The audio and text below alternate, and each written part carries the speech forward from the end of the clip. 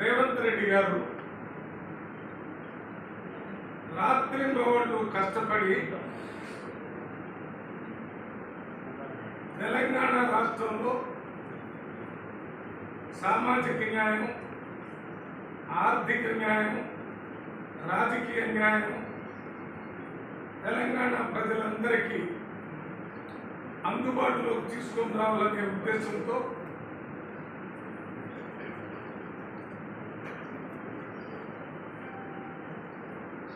భారత యుద్ధంలో అర్జునుడు సవ్యసాచిలాగా పనిచేశాడంట.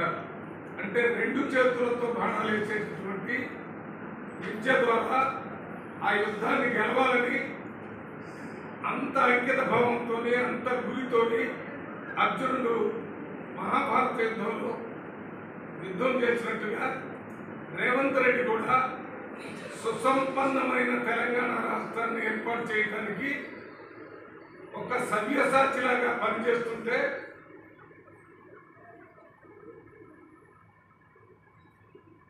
మొన్ననే జరిగినటువంటి సంవత్సరంన్నర కింద జరిగిన ఎన్నికల్లో ప్రజలు తిరస్కరించబడినటువంటి నాయకులు, తిరస్కరించబడినటువంటి పార్టీ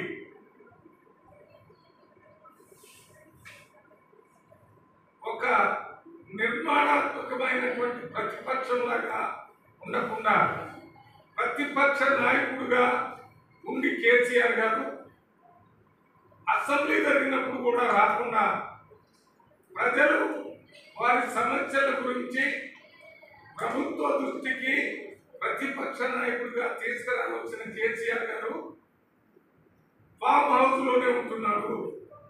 ఆయన లీడర్ ఆఫ్ అపోజిషన్ కి మన ప్రజాస్వామ్య ప్రభుత్వంలో మంత్రి హోదా ఇస్తారు. అందువల్ల కేసీఆర్ గారికి మంత్రి హోదా ఇచ్చారు. ఆయన మంత్రి జీతం కూడా ఇస్తున్నారు. ఆయనకు కావాల్సిన అకామిడేషన్ ఇస్తారు, కార్లు ఇస్తారు, ఖర్చులన్నీ భరిస్తారు. ఇవన్నీ ఎందుకు భరిస్తారో తెలుసా? గెలిచిన ప్రభుత్వం లీడర్ ఆఫ్ అపోజిషన్ పార్టీ వేరైనా ఆ అపోజిషన్ పార్టీ నాయకుడికి అసెంబ్లీలో గెలిచిన ప్రభుత్వాన్ని నిలదీయడానికి ప్రజల ఇబ్బందులు ఏమన్నా ఉంటే అసెంబ్లీలో మాట్లాడటానికి ఆ లీడర్ ఆఫ్ అపోజిషన్ పదవి ఇచ్చారు. అది పెట్టుకొని ఆయన అక్కడే ఇంటికొని కూర్చొని ఉంటే BRS వర్కింగ్ ప్రెసిడెంట్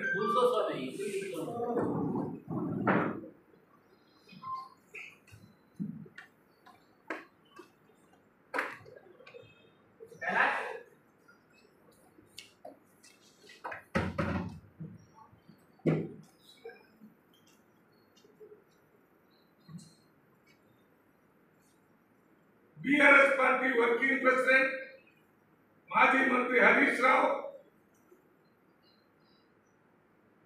ప్రతిరోజు ముఖ్యమంత్రి పదవిని కూడా గౌరవించకుండా అనుచితమైన వ్యాఖ్యలు చేస్తూ